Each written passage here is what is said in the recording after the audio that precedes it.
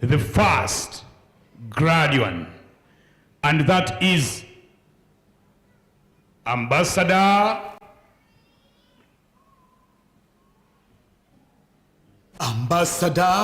Kayemba Dalton. Ambassador Kayemba Dalton. Kubira Kayemba Dalton mungale zamanyi basebene.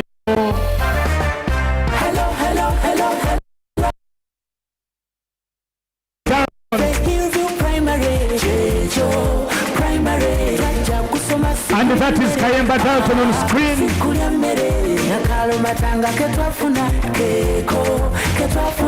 Levi. Show off. Oh yes. Oh. That is Kayemba Dalton. Mukulu Chimala Kayemba yambuka. Gwate munange. Ona uba mpaka di. We want to congratulate you, Kayemba Dalton. Dear the guest of honor, that is Kayemba Dalton. We've been with that boy. Oh, the microphone.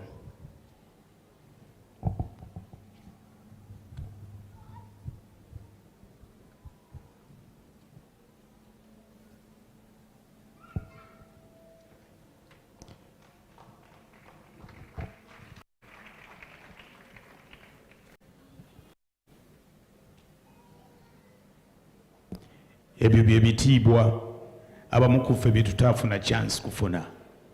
Congratulations, Kayemba Dalton. You take the pic.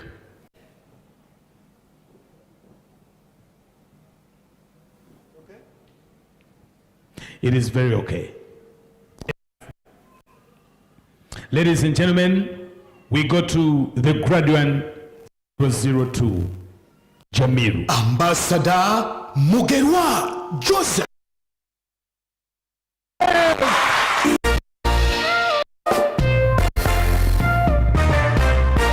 Mugerwa, can you smile? Hello, hello, hello, hello, hello, hello. That is Mugerwa Joseph. Abenchi masulira kajanja ako. Oyo ye Mugerwa. Bamugero babachi. Thank you, Mugerwa.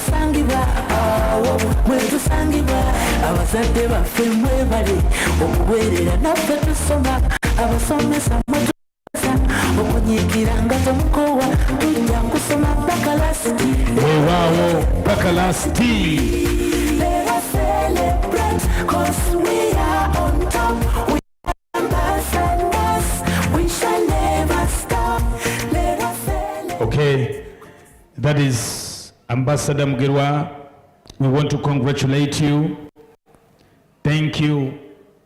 Webale kwewayo, webale kunyikira kusoma. Ebifananyi mukube mpaka nga biweddemu mu kamera.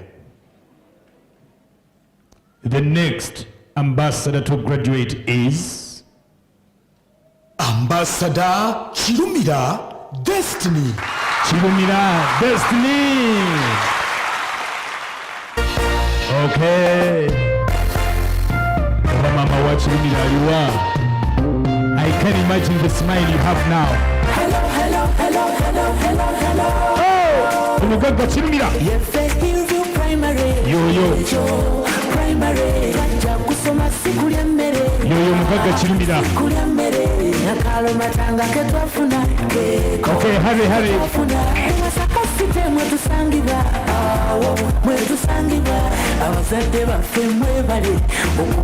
Thank you, selector. Chirumira chimala yangu wako. Aha. Naye omwana nakuwubira n'otamuwubira. Seeka mutawaana ki. N'okwatira ddala ettama bwe kale. N'owajja. Okay, Chirumira, congratulations. Abazadde ba Chirumira tubayozaayoza. Mwebale kusalawo bulungi. mwebale kulonda Hill View Primary School Matanga. Thank you. The good foundation you've given your children, Mukama achibaweere mu kimusinga okwetaaga. The next ambassador to graduate is Ambassador Nakato Nisha. Nakato Nisha, the beautiful, the queen. Omulongo. Hello, hello, hello, hello, hello, hello. Yefe Hill View Primary, Jejo Primary. Kajja kusoma sikulya mmere, sikulya mmere. Congratulations Nakato Nisha. Webale kwewaayo, webale kusoma bitabo. Singa obadde toli wa munda mu kisulo twaligambye nti kulika empewo y'okumakya n'omusulo ku kkubo. Kakati oyo batumwebaza eki? Neera weebale. The next ambassador to graduate is Ambassador Nachiyemba Emanuela Kalemba. Emanuela Kalemba Nachiyemba.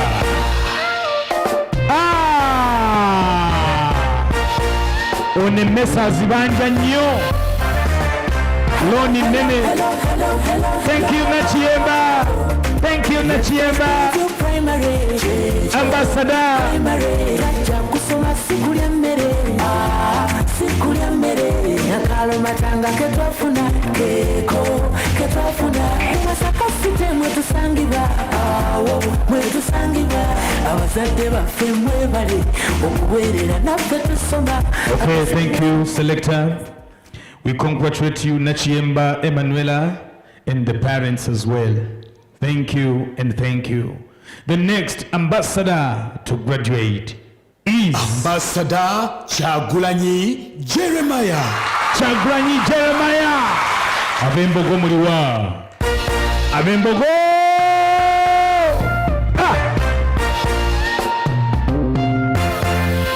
Very serious, like the Chagulanyis. Very serious. Very serious. Mubwam.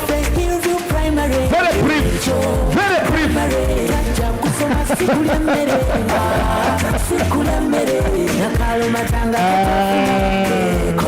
Okay. Simanyi oba linnya lye njagala obwagazi naye Bakyagulanyi mwebale. Simanyi nange bintabuseeko naye erinnya nalyo likuwa vibe. Okay.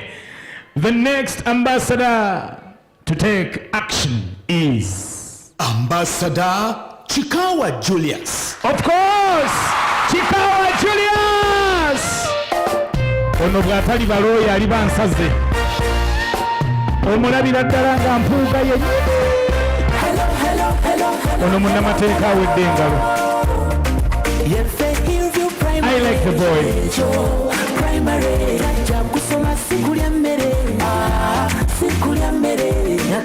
Chikawa Julius, congratulations. Abazadde ba Chikawa mwebale okuweerera.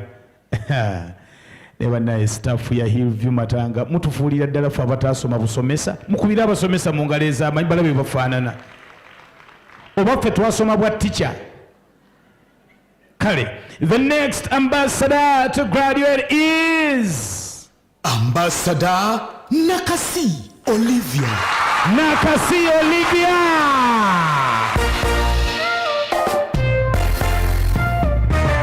Nakasi Olivia, thank you so much. Webale kusoma mwana wange. Look at the beauty of the gown.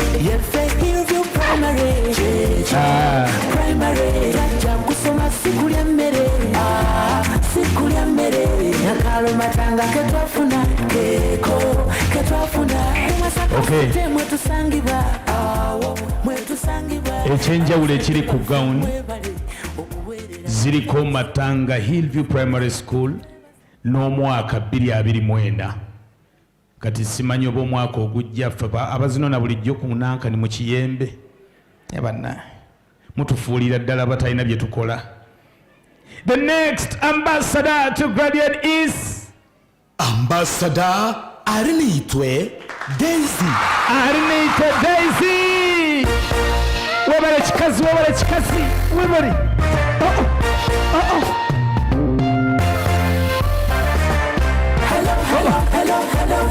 omulabira ddala ng'ente ewaka weeziri. Hill View Primary, primary, tajja kusoma sikulya mmere, sikulya mmere, nakalo matanga ketwafuna, ketwafuna, Masaka City. Okay, thank you, Arnaitwe. Mwetusangibwa. Aza mazima kola ikomuka bakuteekera karo bakugoyera karo bakwenesha bwe. And the next ambassador is Ambassador Gala Lawrence. Gala Lawrence. Gala Lawrence, thank you so much. Bazadde bagala muli ludde wa. Ku front page kwenyini.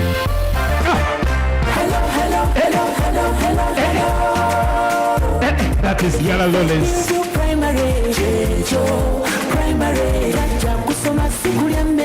Okay, chimala Gala. Thank you, the parents.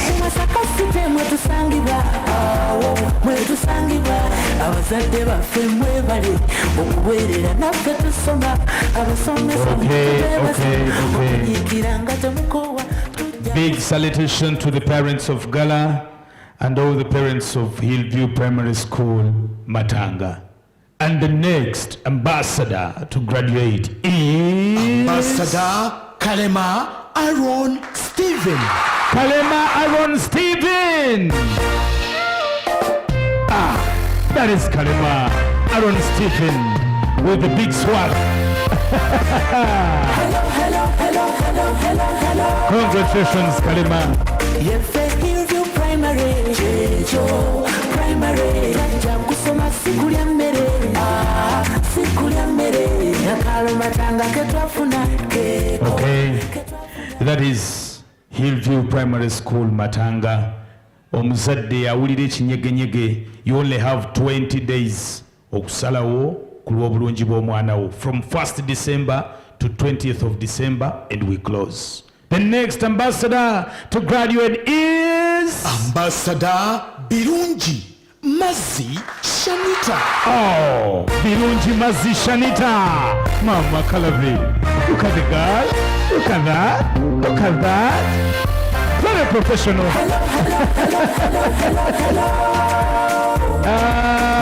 Hill View Primary, primary, tajja kusoma sikulya mmere, sikulya mmere, nakalo matanga ketwafuna, ketwafuna. Okay. Engeri sister gyasanyukidde birungi Shanita, simanyi bwa birungi obusista n'obubuuka. Simanyi oba obubuuka. Ndabira dange enneeme ekutandikira awo. And the next ambassador graduating is Ambassador Bakuru Mpaji Abdulatif. Bakulu Mpaji Abdulatif. Assalamu alaikum wa rahmatullahi wa barakatuh. Oyo Bakulu Mpaji omulaba. Ayangula kunona diguli ye. Hill View Primary, primary, tajja kusoma sikulya mmere, sikulya mmere, nakalo matanga ketwafuna. Okay. I used to know only Bakulu Mpaji working with CBS FM. Gotumanyinga Dr. Kwef. Kati ndabyeyo Bakulu Mpaji omulala. Bakulu Mpaji, congratulations. Webale kusoma. The ambassador graduating right now is Ambassador Babirye Bushira. Babirye Bushra. Kalabe. Banange. Ono basista fe mumutwala. Oyo mumutulekere. Asigale eno. Primary, tajja kusoma sikulya mmere, sikulya mmere, nakalo matanga ketwafuna, ketwafuna. Masaka City mwetusangibwa, mwetusangibwa. That is Babirye Bushra. Congratulations. Abazadde ba Babirye mwebale kuweerera, mwebale omutima. And the next ambassador graduating is Ambassador Edric Severine. Edric Severine. Tekulirya chika. Where are the parents of Edric? Hello. Okay. Yeffe Hill View Primary Checho Primary Rajja kusoma sikulya mmere sikulya mmere Nyakalo matanga ketwafuna keko ketwafuna Masaka site mwetusangibwa mwetusangibwa abazadde baffe mwebale okubeerera naffe tusoma. Thank you, Selector, and thank you for that correction. Guys, byemwogera bituufu. This is an international school. The parents are in Tanzania, but they are on the way coming. So he's one of our international learners. Mumukubireko engalo ez'amaanyi nnyo. Kubanga badde mugenda mukaaya n'obakati ba Edric be boolugave si baalugave taata guma. Beerayo mu mannya gammwe. The next ambassador graduating is Ambassador Kavuma Emmanuel. Kavuma Emmanuel. The class of 2024. Kavuma. Yo Kavuma. Hello. Musajja muganda ddala. Yo Kavuma. Primary rajja kusoma sikulya mmere sikulya mmere Nyakalo matanga ketwafuna keko ketwafuna. Thank you so much, Delana Kavuma, and thank you the parents of Kavuma. Wasting no minute, ladies and gentlemen, this ambassador is so special, and the ambassador graduating right now is Ambassador Waswa Brighton Muchibi. Waswa Brighton Muchibi. Screen zonna ziraga ambassador Muchibi. Olugave ojja kuwulira. Olulabira ddala. Muzzukulu wa Ndugwa. Lwandugwa lwa Katende.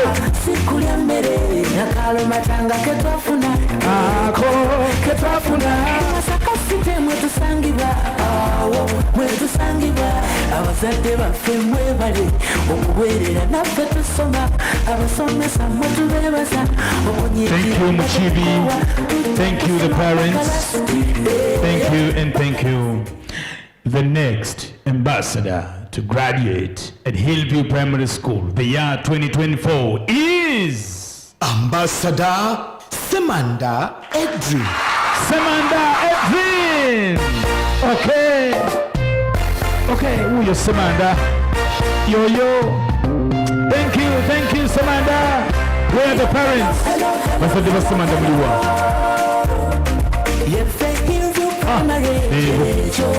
Primary rajja kusoma sikulya mmere sikulya mmere Nyakalo matanga ketwafuna keko ketwafuna. Masaka site mwetusangibwa mwetusangibwa. Thank you Samanda, and thank you so much the parents. Wasting no minute, we are announcing the next ambassador to graduate with us at Hill View Primary School, Matanga, and that is none other than Ambassador Waswa Gracious Noah Seguya. Waswa Gracious Noah Seguya. Amanya gonna gage. Waswa lya tata, Gracious lya senga, Noah lya mama, Seguya lya jajja.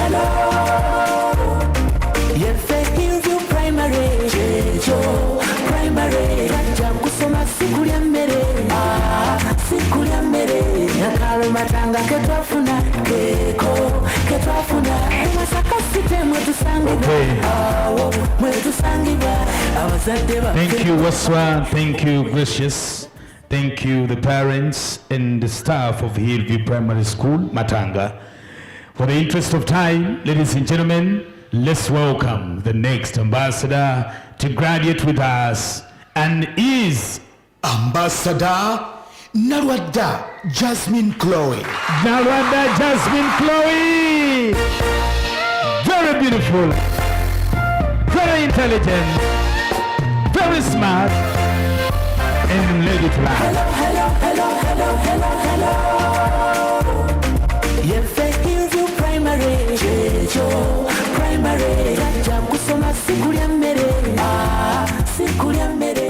Okay, and that is Nalwadda Jasmine Chloe graduating. Twongera okubaniriza basabani banyabo eno ye Hill View Primary School Matanga. We are graduating. Tulinga bali ku university, and indeed we are. Nezimu university zisaba mukolo bweguti nga tezigulina. But the next ambassador graduating is Ambassador Nasazi Josephine. Nasazi Josephine. Owente uyo mukyala mukatoliki bulungi esapula girina tolina kyomubanja. Nasazi Josephine. Hill View Primary ajja kusoma sikulya mmere sikulya mmere nakalo matanga ketwafuna. Okay, as we see Nasazi Josephine graduating, ladies and gentlemen, let's give a round of applause. Eri, the next ambassador graduating, and that ambassador is Ambassador Nasimba Michelle Abigail. Nasimba Michelle Abigail. Wow, Kalave.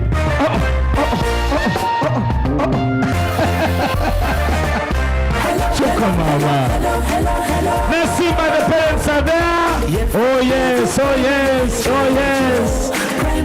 Congratulations, Nasimba, and thank you so much. Okay, bazadde ba Nasimba babali bonna bazze pick up number. Okay, tubayozaayoza mukulika ennyo. The next ambassador graduating, ladies and gentlemen, is Ambassador Walugembe Abdurrahman. Omulangira Walugembe Abdurrahman uyo. Bazadde babali aba Walugembe sege mubire ku Walugembe. Babali. Anyway. Thank you so much, Walugembe. Hill View Primary kusoma sikulya mmere. Indeed, sikulya mmere kuno. Nakalo matanga ketwafuna Okay, thank you selector. Thank you Omulangira Walugembe n'abazadde. Mwebale kuweerera. Mwebale nnyo mwebalire ddala. Tulabika tunaatera okumaliriza.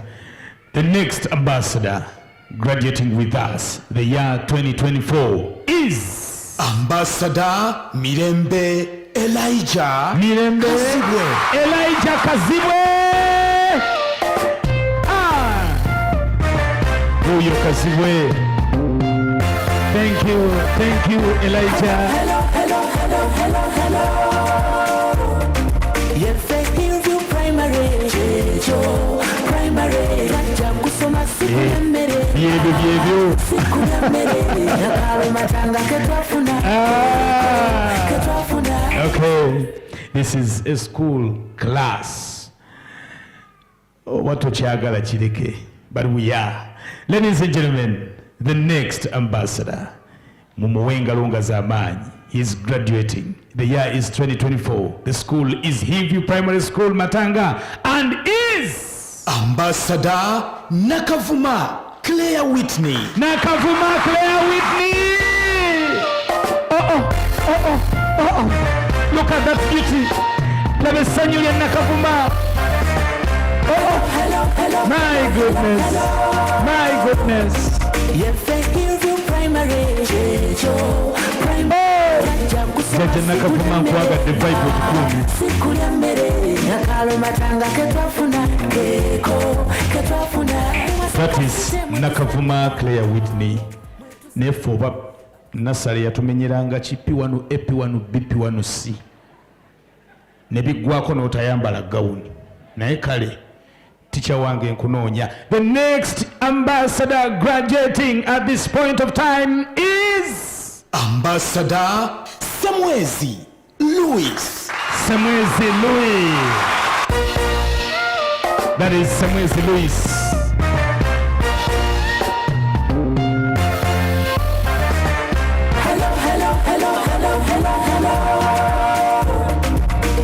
Hill View Primary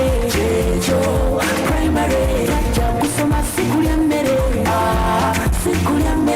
nakalo matanga ketwafuna. Masaka City Okay, that is Semwezi Louis graduating. Kati abazadde mwenna nsaba okubategeeza nti bw'obanga obadde osuubira okuba n'omwana mu class graduating omwaka guno, kkiriza ti omwana wo tuition yamulya munoonye. But ladies and gentlemen, we have a very special ambassador. Okumusembyayo mutera kubikola ne mutugamba nti kabadde kakodyo. Ambassador ono ye best performer of our class for the year 2024. Standing ovation, tuyimirire ku magulu gaffe ffenna omwana waffe ono nga graduatinga. A round of applause tumukubire engalo ez'amaanyi ennyo. And that ambassador is Sembajja Loison Leviticus. Sembajja Loison Leviticus. Thank you. Thank you, Sembajja Loison Leviticus. Oh yes, that's beautiful. Thank you, Sembajja.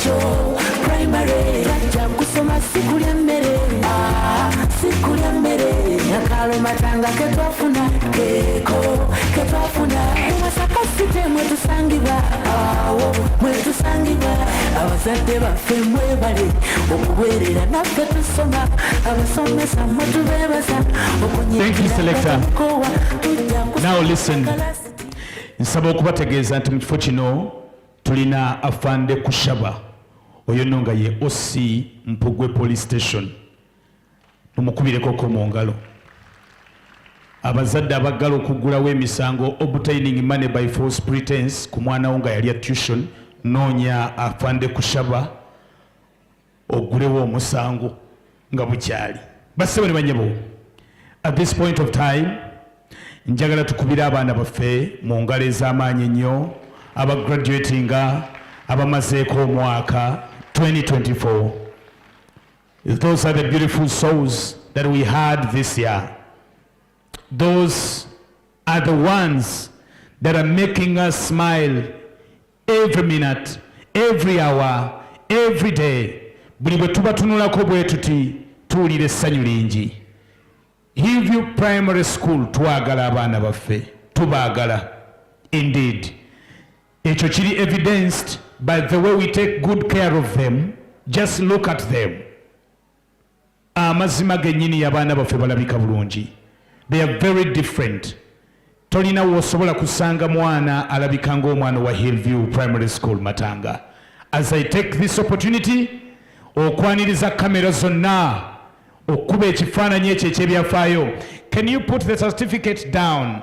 Tokweka face. Don't cover your face. Don't cover your face. And please, can you smile?